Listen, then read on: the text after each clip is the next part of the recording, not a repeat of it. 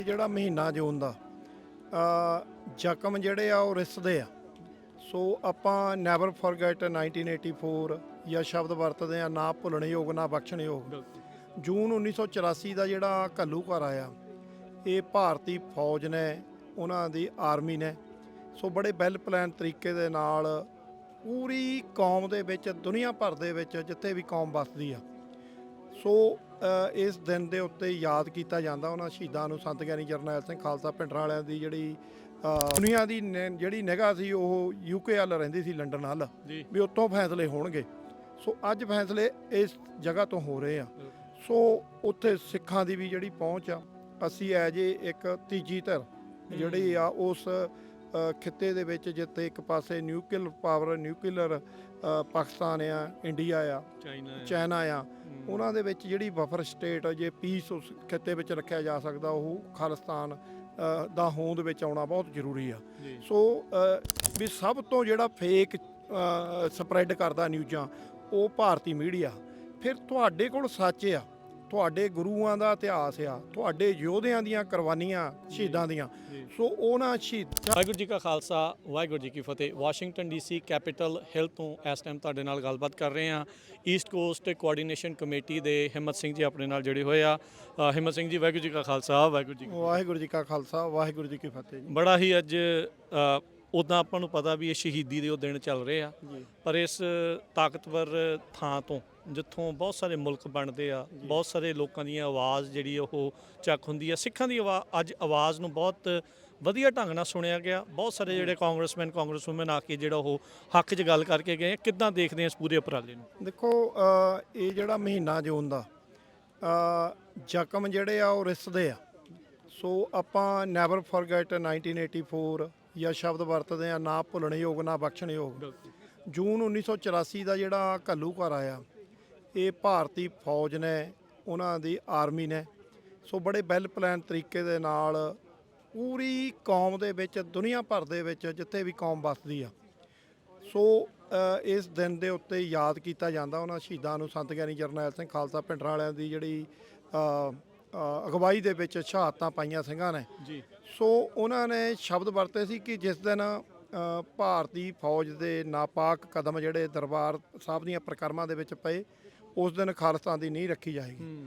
ਸੋ ਉਹਨਾਂ ਨਕਸ਼ੇ ਕਦਮਾਂ ਦੇ ਉੱਤੇ ਚੱਲਦਿਆਂ ਹੋਇਆਂ ਅੱਜ ਜਿਹੜੀ ਸਾਡੀਆਂ ਜਥੇਬੰਦੀਆਂ ਆ, ਸਿੱਖ ਕਾਕਸ ਆ, ਸਿੱਖ ਕੋਆਰਡੀਨੇਸ਼ਨ ਕਮੇਟੀ ਈਸਟ ਕੋਸਟ ਆ, ਵਰਲਡ ਸਿੱਖ ਪਾਰਲੀਮੈਂਟ, ਅਮਰੀਕਨ ਗੁਰਦੁਆਰਾ ਪ੍ਰਬੰਧਕ ਕਮੇਟੀ, ਜਥੇਬੰਦੀਆਂ ਰਲ ਕੇ ਦੇਖੋ ਕੈਪੀਟਲ ਹਿੱਲ ਦੇ ਵਿੱਚ, ਜਿੱਥੋਂ ਅੱਜ ਕੁੱਲ ਦੁਨੀਆ ਦੀ ਜਿਹੜੀ ਨਿਗਾਹ ਰਹਿੰਦੀ ਆ, ਜੇ ਪਾਕਿਸਤਾਨ ਇੰਡੀਆ ਦੀ ਵਾਰ ਵੀ ਲੱਗੀ ਪਿਛਲੇ ਦਿਨੀ, ਸੋ ਉਹ ਵੀ ਜਿਹੜੀ ਆ ਸਾਡੇ ਪ੍ਰੈਜ਼ੀਡੈਂਟ ਨੇ ਉਹ ਦਬਕਾ ਮਾਰਿਆ, ਉਹਨੇ ਕਿਹਾ ਵੀ ਬੰਦ ਕਰੋ, ਨਹੀਂ ਤਾਂ ਤੁਹਾਡੇ ਤੇ ਟੈਰਿਫ ਲੱਗਣਗੇ, ਤੁਹਾਡੀ ਜਿਹੜਾ ਐਕਸਪੋਰਟ ਦਾ ਧੰਦਾ ਆ ਚੱਲਦਾ ਤੁਹਾਡਾ, ਉਹ ਵੀ ਅਸੀਂ ਬੰਦ ਕਰ ਦਿਆਂਗੇ। ਸੋ ਮੈਂ ਸਮਝਦਾ ਵੀ ਕਿਸੇ ਵੇਲੇ ਦੁਨੀਆ ਦੀ ਜਿਹੜੀ ਨਿਗਾਹ ਸੀ ਉਹ UK ਵੱਲ ਰਹਿੰਦੀ ਸੀ, ਲੰਡਨ ਵੱਲ, ਵੀ ਉੱਥੋਂ ਫੈਸਲੇ ਹੋਣਗੇ। ਸੋ ਅੱਜ ਫੈਸਲੇ ਇਸ ਜਗ੍ਹਾ ਤੋਂ ਹੋ ਰਹੇ ਆ। ਸੋ ਉੱਥੇ ਸਿੱਖਾਂ ਦੀ ਵੀ ਜਿਹੜੀ ਪਹੁੰਚ ਆ, ਅਸੀਂ ਐਜ ਇੱਕ ਤੀਜੀ ਧਿਰ ਜਿਹੜੀ ਆ ਉਸ ਖਿੱਤੇ ਦੇ ਵਿੱਚ, ਜਿੱਥੇ ਇੱਕ ਪਾਸੇ ਨਿਊਕਲੀਅਰ ਪਾਵਰ, ਨਿਊਕਲੀਅਰ ਪਾਕਿਸਤਾਨ ਆ, ਇੰਡੀਆ ਆ, ਚਾਈਨਾ ਆ, ਉਹਨਾਂ ਦੇ ਵਿੱਚ ਜਿਹੜੀ ਬਫਰ ਸਟੇਟ ਜੇ ਪੀਸ ਉਸ ਖਿੱਤੇ ਵਿੱਚ ਰੱਖਿਆ ਜਾ ਸਕਦਾ, ਉਹ ਖਾਲਿਸਤਾਨ ਦਾ ਹੋਂਦ ਵਿੱਚ ਆਉਣਾ ਬਹੁਤ ਜ਼ਰੂਰੀ ਆ। ਸੋ ਅੱਜ ਅਰਦਾਸ ਹੋਈ, ਅਰਦਾਸ ਦੇ ਵਿੱਚ ਉਹਨਾਂ ਸਮੂਹ ਸ਼ਹੀਦਾਂ ਨੂੰ ਯਾਦ ਕੀਤਾ ਗਿਆ। ਅਮਰੀਕਾ ਦੀ ਚੜ੍ਹਦੀ ਕਲਾ, ਇਹਨਾਂ ਦੀ ਪੀਸ, ਇਹਨਾਂ ਦੀ ਆਰਮੀ ਵਾਸਤੇ ਜਿਹੜੀ ਆ ਉਹ ਅਰਦਾਸ ਕੀਤੀ ਗਈ ਆ, ਕਿਉਂਕਿ ਬੀਇੰਗ ਅਸੀਂ ਅਮਰੀਕਨ ਸਿਟੀਜ਼ਨ, ਸਾਡਾ ਫਰਜ਼ ਜਿਹੜਾ ਇਸ ਕੰਟਰੀ ਦੇ ਨਾਲ ਵੀ ਹੈਗਾ। ਸੋ ਅਸੀਂ ਆਪਣੇ ਮੁੱਦੇ ਲੈ ਕੇ ਪਹੁੰਚ ਰਹੇ ਆ। ਅਤੇ ਅੱਜ ਸਭ ਤੋਂ ਵਧੀਆ ਜਿਹੜੀ ਗੱਲ ਸੀਗੀ ਵੀ ਅੱਜ ਸਾਡਾ ਜਿਹੜਾ ਸਿੱਖ ਯੂਥ ਆ, ਨੌਜਵਾਨ ਬੱਚੇ ਆ, ਉਹ ਪਿਛਲੇ ਕਈ ਦਿਨਾਂ ਤੋਂ ਇਸ ਜਗ੍ਹਾ ਦੇ ਉੱਤੇ, ਜਿੱਥੇ ਸੈਨੇਟਰ ਜਿਹੜੇ ਚੁਣੇ ਹੋਏ ਅਮਰੀਕਾ ਭਰ ਦੀਆਂ ਸਟੇਟਾਂ ਤੋਂ, ਕਾਂਗਰਸਮੈਨ, ਉਹਨਾਂ ਦੇ ਆਫਿਸ ਆ, ਪਿਛਲੇ ਲਗਭਗ 2-3 ਦਿਨਾਂ ਤੋਂ ਲੌਬਿੰਗ ਜਿਹੜੀ ਆ ਉਹਨਾਂ ਨੂੰ 1984 ਦੇ ਬਾਰੇ ਜਾਣਕਾਰੀ ਮੁਹੱਈਆ ਕਰਾ ਰਹੇ ਆ, ਟ੍ਰਾਂਸਨੈਸ਼ਨਲ ਰਿਪਰੈਸ਼ਨ ਦੇ ਬਾਰੇ ਦੱਸ ਰਹੇ ਆ। ਸੋ ਮੈਂ ਸਮਝਦਾ ਵੀ ਇਹ ਇੱਕ ਤਰੀਕਾਕਾਰ ਆ। ਸੋ ਜੇ ਅਸੀਂ ਅੱਜ ਅਮਰੀਕਾ ਦੀ ਜਿਹੜੀ ਵਜ਼ਾਰਤ ਜਦੋਂ ਟਰੰਪ ਸਰਕਾਰ ਬਣ ਕੇ ਆਈ ਆ ਹੋਂਦ ਵਿੱਚ, ਤੇ ਵਾਈਸ ਪ੍ਰੈਜ਼ੀਡੈਂਟ ਉਹਨਾਂ ਦੇ ਘਰੋਂ ਜਿਹੜੀ ਬੀਬੀ ਆ, ਉਹ ਉਹ ਉਹਨਾਂ ਬਾਰੇ ਅਸੀਂ ਜਾਣਦੇ ਕੌਣ ਆ। ਫਿਰ ਜੇ ਅਸੀਂ FBI ਦੇ ਡਾਇਰੈਕਟਰ ਬਣੇ, ਉਹ ਕੌਣ ਆ। ਤੇ ਉਹਨਾਂ ਤੋਂ ਬਾਅਦ ਜਿਹੜੇ ਤੁਲਸੀ ਗੈਬੜ ਜਿਹੜੀ ਇੰਟੈਲੀਜੈਂਸ ਡਾਇਰੈਕਟਰ ਆ, ਜਿਹੜੀ ਹੈਡ ਆ ਉਹ ਏਜੰਸੀਆਂ ਦੀ, ਉਹ ਤੁਲਸੀ ਗੈਬੜ ਉਹ ਬਣੀ ਆ। ਸੋ ਉਹਨਾਂ ਨੇ ਉਸ ਪਾਸੇ ਨੂੰ ਆਪਣੇ ਕਦਮ ਵਧਾਏ ਆ। ਸੋ ਅਸੀਂ 100 ਸਾਲ ਤੋਂ ਵਧੇਰੇ ਸਾਡਾ ਇਤਿਹਾਸ ਹੋ ਗਿਆ। ਪਹਿਲਾਂ ਕਿਸੇ ਵੇਲੇ ਸਾਡੇ ਦਲੀਪ ਸਿੰਘ ਸੌਂਦ ਜਿਹੜੇ ਕਾਂਗਰਸਮੈਨ ਸਨ। ਸੋ ਅੱਜ ਸਾਨੂੰ ਵਰਕ ਕਰਨਾ ਪਊਗਾ ਸਿੱਖ ਜਥੇਬੰਦੀਆਂ ਨੂੰ ਇੱਕ ਐਜੂਕੇਟ ਵੇ ਦੇ ਨਾਲ, ਬਈ ਅਸੀਂ ਆਪਣੇ ਬੱਚਿਆਂ ਨੂੰ ਇਸ ਸਟੇਟ ਕੰਟਰੀ ਦੀ ਜਿਹੜੀ ਐਜੂਕੇਸ਼ਨ ਲੈ ਰਹੇ ਆ ਉਹਨਾਂ ਨੂੰ ਉਸ ਪਾਸੇ ਨੂੰ ਤੋਰੀਏ, ਇੱਥੇ ਬਹਿਣ ਟੇਬਲ ਦੇ ਉੱਤੇ ਬਿਠਾ ਕੇ। ਕਿਉਂਕਿ ਤੁਹਾਡੇ ਕੋਲ ਸੱਚ ਆ, ਤੁਹਾਡੀ ਜਿਹੜੀ ਦੁਸ਼ਮਣ ਜਮਾਤ ਆ ਭਾਰਤੀ ਹਕੂਮਤ, ਉਹਨਾਂ ਕੋਲ ਝੂਠ ਆ।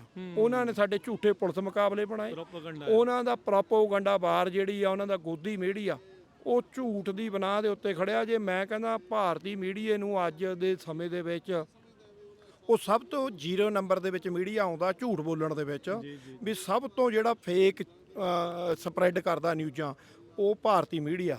ਫਿਰ ਤੁਹਾਡੇ ਕੋਲ ਸੱਚ ਆ, ਤੁਹਾਡੇ ਗੁਰੂਆਂ ਦਾ ਇਤਿਹਾਸ ਆ, ਤੁਹਾਡੇ ਯੋਧਿਆਂ ਦੀਆਂ ਕੁਰਬਾਨੀਆਂ ਸ਼ਹੀਦਾਂ ਦੀਆਂ। ਸੋ ਉਹਨਾਂ ਸ਼ਹਾਦਤਾਂ ਨੂੰ ਲੈ ਕੇ ਫਿਰ ਤੁਹਾਡੀਆਂ ਜਿਹੜੀਆਂ ਦੁਨੀਆ ਪ੍ਰਤੀ, ਮਨੁੱਖਤਾ ਪ੍ਰਤੀ ਤੁਹਾਡੀਆਂ ਸੇਵਾਵਾਂ ਆ, ਭਲੇ ਦੀ ਗੱਲ ਆ। ਤੇ ਤੁਸੀਂ ਤੁਹਾਡੀਆਂ ਖਾਲਸਾ ਏਡ ਵਰਗੀਆਂ, ਯੂਨਾਈਟਿਡ ਸਿੱਖਸ ਵਰਗੀਆਂ ਜਿਹੜੀਆਂ ਜਥੇਬੰਦੀਆਂ, ਉਹ ਦੁਨੀਆ ਦੀ ਹਰ ਕੰਟਰੀ ਦੇ ਵਿੱਚ ਸੌਫਟ ਪਾਵਰ ਆ ਇੱਕ ਸਿੱਖਾਂ ਦੀ। ਬਿਲਕੁਲ ਉਸ ਕਨਸੈਪਟ ਨੂੰ ਕਿ ਨਾ ਕੋ ਬੈਰੀ ਨਾ ਹੀ ਬਗਾਨਾ ਸਗਲ ਸੰਗ ਹਮਕੋ ਬਣਾਈ। ਸੋ ਉਸ ਕਨਸੈਪਟ ਨੂੰ ਧਾਰ ਕੇ ਵੀ ਦੁਨੀਆ ਭਰ ਦੇ ਵਿੱਚ ਲੰਗਰ ਲਾਉਂਦੇ ਆ। ਪਰ ਜਦੋਂ ਤੁਹਾਡੇ ਤੇ ਤਸ਼ੱਦਦ ਹੁੰਦਾ, ਤੁਹਾਡੀਆਂ ਜੈਨੋਸਾਈਡ ਹੋ ਰਹੀ ਆ, ਤੁਹਾਡੀਆਂ ਕਤਲੇਆਮ ਹੋ ਰਿਹਾ, ਭਾਰਤੀ ਹਕੂਮਤ ਜਿਹੜੀ ਕਰ ਰਹੀ ਆ, ਝੂਠੇ ਪੁਲਿਸ ਮੁਕਾਬਲੇ ਬਣਾ ਰਹੀ ਆ। ਸੋ ਉਹਨਾਂ ਦੇ ਅੱਜ ਦੀ ਸਮੇਂ ਦੇ ਵਿੱਚ ਮੈਂ ਸਮਝਦਾ ਜਦੋਂ ਡਾਇਸਪੋਰਾ ਦੇ ਵਿੱਚ ਕਈ ਉਹਨਾਂ ਦੇ ਟੂਲ ਜਿਹੜੇ ਸਾਡੇ ਗੁਰਦੁਆਰਿਆਂ ਦੇ ਵਿੱਚ ਆਉਂਦੇ, ਉਹ ਇੰਡੀਅਨ ਨੈਰੇਟਿਵ ਕੈਰੀ ਫਾਰਵਰਡ ਕਰਦੇ ਆ। ਤੇ ਉਹ ਤੁਹਾਨੂੰ ਛੱਛੋ ਪੰਜ 'ਚ ਤੁਹਾਨੂੰ ਡਿਵਾਈਡ ਕਰਕੇ ਜਾਂਦੇ ਆ। ਤੇ ਉੱਥੇ ਤੁਹਾਡੇ ਬੱਚਿਆਂ ਨੂੰ ਤੇ ਤੁਹਾਨੂੰ ਕੌਮ ਨੂੰ ਚਾਹੀਦਾ ਕਿ ਤੁਸੀਂ ਇੱਕ ਪੀਸ ਦੇ ਵਿੱਚ ਰਹਿੰਦਿਆਂ ਹੋਇਆਂ ਸ਼ਾਂਤੀ ਰੱਖ ਕੇ ਇੱਕ ਲੌਜੀਕਲ ਤਰੀਕੇ ਨਾਲ ਆਪਣੇ ਕੁਐਸਚਨ ਰੇਜ਼ ਕਰੋ, ਸਵਾਲ ਕਰੋ ਉਹਨਾਂ ਲੋਕਾਂ ਅੱਗੇ। ਅੱਛਾ ਹਿੰਮਤ ਸਿੰਘ ਜੀ, ਹੁਣ ਇੱਥੇ ਜਿੱਦਾਂ ਬਹੁਤ ਸਾਰੀਆਂ ਜਥੇਬੰਦੀਆਂ ਆ, ਇੱਥੇ ਆ ਹਰ ਜਗ੍ਹਾ ਆ, ਸਾਰਿਆਂ ਨੂੰ ਕੀ ਸੰਦੇਸ਼ ਆ ਮਿਲ ਕੇ ਅੱਗੇ ਵੱਧ ਕੇ ਕਿੱਦਾਂ ਵਧਿਆ ਜਾ ਸਕਦਾ ਆ? ਕਿਉਂਕਿ ਕਿਤੇ ਨਾ ਕਿਤੇ ਦੁਖਦਾਈ ਪਾਰਟ ਵੀ ਆ ਜਾਂਦਾ ਵੀ ਆਪਾਂ ਇੱਕ ਦੂਜੇ ਦੀਆਂ ਕਈ ਦੀ ਲੱਤਾਂ ਖਿੱਚਣ ਲੱਗ ਜਾਂਦੇ ਆ ਵੀ ਇਕੱਲੀ ਮੇਰੀ ਹੋਈ ਜਥੇਬੰਦੀ ਚੰਗੀ, ਪਰ ਸਾਰਿਆਂ ਨੂੰ ਮਿਲ ਕੇ ਇੱਥੇ ਆ ਕੇ ਅਪਰੋਚ ਹੋਰ ਕਿੱਦਾਂ ਬੈਟਰ ਕੀਤੀ ਜਾ ਸਕਦੀ? ਦੇਖੋ, ਜਿਹੜੀ ਇਕੱਠੇ ਹੋ ਕੇ ਚੱਲਣ ਦੀ ਗੱਲ ਆ, ਉਹ ਤਾਂ ਮੈਂ ਸਮਝਦਾ ਗੁਰੂ ਸਾਹਿਬਾਨ ਅਕਾਲ ਪੁਰਖ ਕਿਤੇ ਮਿਹਰ ਕਰਦੇ ਪੰਥ ਤੇ, ਅਸੀਂ ਇਕੱਠੇ ਹੋ ਕੇ ਚੱਲਣ ਦਾ ਬਲ ਸਿੱਖ ਲਈਏ। ਅਸੀਂ ਜਿਹੜਾ ਆ ਸ਼ਬਦ ਹੋਵੋ ਇਕੱਤਰ ਮਿਲੋ ਬਰੇ ਭਾਈ, ਦੁਬਦਾ ਦੂਰ ਕਰੋ ਲਿਵਲਾਈ, ਅਸੀਂ ਇਹਦਾ ਉਚਾਰਨ ਕਰਦੇ ਹਾਂ। ਪਰ ਬੈਠਣ ਨੂੰ ਕਈ ਜਥੇਬੰਦੀਆਂ ਅਸੀਂ ਸਮਝਦੇ ਹਾਂ ਉਸ ਗੱਲ ਨੂੰ, ਪਰ ਮੈਂ ਉਹਦੇ ਵਿੱਚ ਵੀ ਬਿਊਟੀ ਸਮਝਦਾ। ਬਿਊਟੀ ਇਹ ਆ ਬਈ ਹਰ ਇੱਕ ਜਥੇਬੰਦੀ ਆਪਣੇ ਆਪਣੇ ਪੱਧਰ ਤੇ ਬਹੁਤ ਵਧੀਆ ਕੰਮ ਅੱਜ ਡਾਇਸਪੋਰਾ ਦੇ ਵਿੱਚ ਕਰਦੀਆਂ, ਤੇ ਉਹਨਾਂ ਨੂੰ ਕੰਮ ਕਰਨ ਦੀ ਜਾਂਚ ਵੀ ਆ ਗਈ ਆ। ਪਰ ਉਹਦੇ ਵਿੱਚ ਇੱਕ ਚੀਜ਼ ਨੂੰ ਉਹਨਾਂ ਸਾਰੀਆਂ ਜਥੇਬੰਦੀਆਂ ਨੂੰ ਮੈਂ ਬੇਨਤੀ ਕਰੂੰਗਾ ਵੀ ਬਜਾਏ ਤੁਸੀਂ ਦੂਜੀਆਂ ਜਥੇਬੰਦੀਆਂ ਨੂੰ ਕ੍ਰਿਟਿਸਿਜ਼ਮ ਉਹਨਾਂ ਦੀ ਲੱਤ ਖਿੱਚਣ ਦੀ ਬਜਾਏ ਆਪਣੇ ਕੰਮ ਨੂੰ ਇੰਪਰੂਵਮੈਂਟ ਕਰੋ, ਆਪਣੇ ਕੰਮ ਬਾਰੇ ਕੌਮ ਨੂੰ ਦੱਸੋ, ਆਪਣੇ ਰੋਡ ਮੈਪ ਬਾਰੇ ਦੱਸੋ ਵੀ ਅਸੀਂ ਇਸ ਤਰੀਕੇ ਨਾਲ। ਹੁਣ ਅਨੰਦਪੁਰ ਸਾਹਿਬ ਦਾ ਕਨਸੈਪਟ ਜਿਹੜਾ ਕਲਗੀਧਰ ਪਾਤਸ਼ਾਹ ਜੀ ਨੇ ਸਾਨੂੰ ਦਿੱਤਾ ਆ, ਤੇ ਅਨੰਦਪੁਰ ਸਾਹਿਬ ਦੇ ਵਿੱਚ ਕਲਗੀਧਰ ਪਾਤਸ਼ਾਹ ਜੀ ਨੇ ਉੱਥੇ ਭਾਈ ਨੰਦ ਲਾਲ ਜੀ ਆ, ਉਹਨਾਂ ਨੇ ਕਲਮ ਦੀ, ਜੇ ਅੱਜ ਮੀਡੀਆ ਦਾ ਯੁੱਗ ਆ, ਤੇ ਮੈਂ ਸਮਝਦਾ ਉਹਨਾਂ ਨੇ ਕਲਮ ਦੇ ਨਾਲ ਆਪਣੀਆਂ ਰਚਨਾਵਾਂ ਦੇ ਨਾਲ ਉਹ ਸੇਵਾਵਾਂ ਕੀਤੀਆਂ। ਤੇ ਦੂਜੇ ਪਾਸੇ ਜੇ ਮੈਂ ਸਮਝਦਾ ਵੀ ਜੇ ਹਿਊਮੈਨਿਟੇਰੀਅਨ ਤਾਂ ਭਾਈ ਕਨ੍ਹਈਆ ਜੀ, ਤੇ ਉਹਨਾਂ ਨੇ ਮਸ਼ਕ ਲੈ ਕੇ ਪਾਣੀ ਦੀ ਉਹ ਸੇਵਾਵਾਂ ਕੀਤੀਆਂ। ਤੇ ਫਿਰ ਤੀਜੇ ਪਾਸੇ ਭਾਈ ਬਚਿੱਤਰ ਸਿੰਘ ਜੀ ਨਾਗਣੀ ਚੱਕ ਕੇ ਉਹਨਾਂ ਨੇ ਮਸਤ ਹਾਥੀ ਦੇ ਮੱਥੇ 'ਚ ਮਾਰੀ ਤੇ ਭਜਾਇਆ।